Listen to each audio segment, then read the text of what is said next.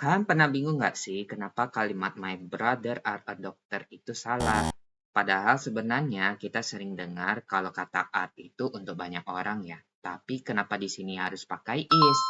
Ternyata ada satu rahasia yang paling mendasar kalau sebenarnya kita anggap sepele, tapi kalau salah penggunaannya bisa jadi kalimat kamu berantakan. Penasaran seperti apa? Let's find out.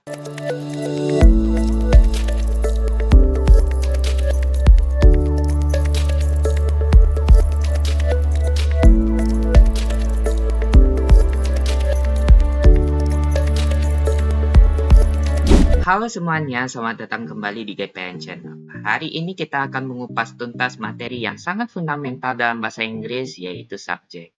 Kalau kalian ingin jago buat kalimat yang benar secara grammar, kalian wajib tonton video ini sampai habis. Yuk kita mulai.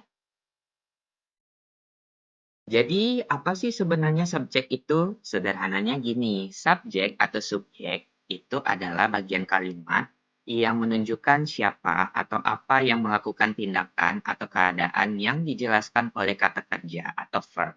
Contohnya seperti apa? Contohnya, Sarah reads a book. Di sini, Sarah itu berperan sebagai subjek karena dia sedang melakukan aktivitas yaitu membaca buku. Ternyata jenis-jenis subjek itu banyak sekali ya teman-teman. Yang pertama ada simple subject. Simple subject itu hanya ada kata benda atau kata ganti. Contohnya the dog barks. Anjing itu menggonggong. Jadi, kata bendanya di sini adalah the dog. Anjing itu menggonggong gitu teman-teman. Yang kedua ada complete subject. Dia termasuk modifier. Contohnya the big brown dog barks. Anjing berwarna coklat itu menggonggong gitu teman-teman. Dia melengkapi aktivitas yang dilakukan oleh si subjek tersebut. Terus yang ketiga itu ada compound subject. Dua atau lebih subjek. Contohnya Tom and Jerry play together. Jangan dibuat plays ya teman-teman. Karena kenapa? Karena kalau ada dua subjek itu diikuti kata kerja dasar yaitu verb one. Terus yang keempat ada implied subject. Implied subject itu dia termasuk subjek tersirat atau kalimat perintah. Contohnya, close the door. Jadi, close the door itu ya kamu. Kamu yang disuruh menutup pintu itu. Gitu, teman. Kita masuk ke personal pronoun sebagai subjek. Orang pertama atau first person, kalau singular, singular ini dia tunggal ya teman-teman. Terus plural ini adalah jamak. Jadi, kalau misalnya orang pertamanya I, itu kalau dia diubah ke jamak itu we. Second person atau orang keduanya you, tetap you. Kalau orang ketiga atau third person itu ada he, she, it, tunggalnya, jamaknya diubah menjadi they. Contohnya, I am a student. I itu sebagai orang pertama ya teman-teman. She loves music. She ini, kalau dia subjeknya tunggal, dia diikuti kata kerja bentuk akhiran es dengan s. Contohnya, misalnya love, jadinya loves. Itu ya teman-teman. Contoh ketiga, they are playing football. They are playing football. Itu dia termasuk orang ketiga jamak. Ya teman-teman. Selain kata ganti, noun atau kata benda itu bisa jadi peran utama dalam terbentuknya subjek. Gimana sih Kak caranya? Yang pertama itu ada proper noun atau nama diri. Nama diri ini maksudnya nama spesifik orang, tempat, atau hal. Misalnya Jakarta is the capital of Indonesia. Jakarta adalah ibu kotanya negara Indonesia. Mr. Smith teaches English. Mr. Smith mengajarkan bahasa Inggris. Monday is my favorite day. Hari Senin adalah hari favorit saya. Terus common noun atau kata benda umum. Kata benda umum ini bisa dibilang untuk kategori ya teman-teman. Contohnya, the cat sleeps on the sofa. Kucing itu sedang tertidur di atas sofa. My teacher is very kind. Guruku itu sangat baik. The book is on the table. Buku itu berada di atas meja. Nah, ini yang bagian paling krusialnya, teman-teman. Subject-verb agreement ini, dia subjek dengan verb itu ibaratnya jodoh ya, teman-teman.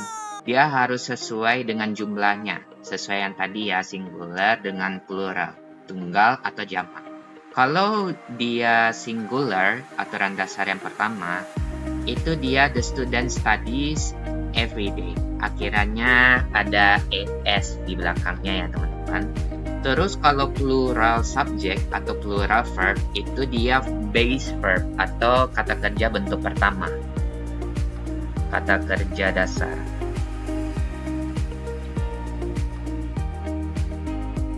Terus compound subject yang ditandai dengan N.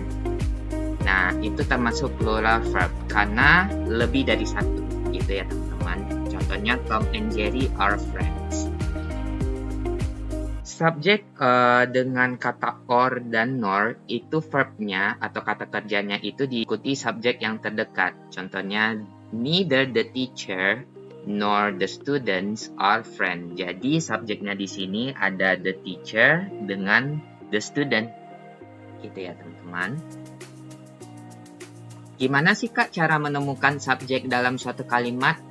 Pertama, itu kita menemukan kata kerjanya dalam suatu kalimat. Ada nggak kata kerjanya? Terus yang kedua, tanyakan siapa atau apa yang melakukan tindakan dari si subjek tersebut. Yang ketiga, udah pasti jawabannya subjek.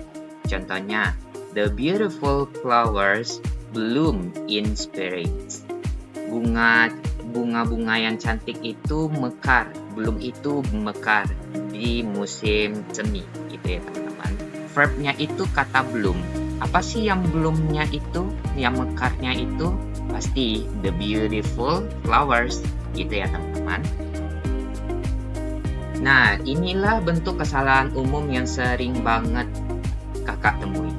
Jadi, the students in my class is studying hard itu sebenarnya tidak perlu pakai is ya teman-teman. Karena apa? Karena the student ini mewakili subjek jamak ya, plural. Jadi verbnya itu harus plural. Jadi yang betulnya ini, makanya dia pakai are. Contoh yang lainnya, each of the players have their own uniform. Ini kan sering membingungkan ya antara each dengan the players. Kata each ini dia mewakili subjeknya itu setiap. Jadi setiap pemain gitu bahasa Indonesianya. Jadi kalau ada kata each, dia verbnya harusnya tunggal, bukan have, tapi has. Jadi yang betulnya, each of the players has their own uniform. Jadi itu yang betulnya ya teman-teman. Sekarang coba kamu tebak. Kira-kira apa ya subjek yang terdapat di dalam kalimat ini? Coba pause video ini dan tuliskan jawabannya di kertas satu lembar ya. Oke, ini dia jawabannya. Gimana? Kamu betul semua nggak? Tulis di kolom komentar ya skor kamu. Jadi, kesimpulan pada pembahasan materi ini, subjek adalah bagian kalimat yang melakukan tindakan. Subjek itu bisa berupa kata ganti atau pronoun, noun itu kata benda, atau phrase atau frasa. Subjek harus sesuai dengan verb atau agreement, kesetujuan dari kata kerja. Jadi, ibaratnya yang kayak tadi, subjek dengan verb itu ibaratnya jodoh, harus sesuai, harus balance. Cara menemukannya, cari verbnya, kata kerjanya, lalu tanya siapa atau apa gitu. Terus perhatikan jumlahnya, singular, tunggal, atau jamak kah dia kalimatnya untuk verb yang tepat. Terima kasih sudah menonton video ini. Jangan lupa buat terus berlatih dan tetap semangat belajarnya ya guys. Kalau kalian merasa video ini bermanfaat, klik tombol like, share ke teman kalian, dan jangan lupa subscribe biar nggak ketinggalan materi seru lainnya. See you in the next video. Bye-bye!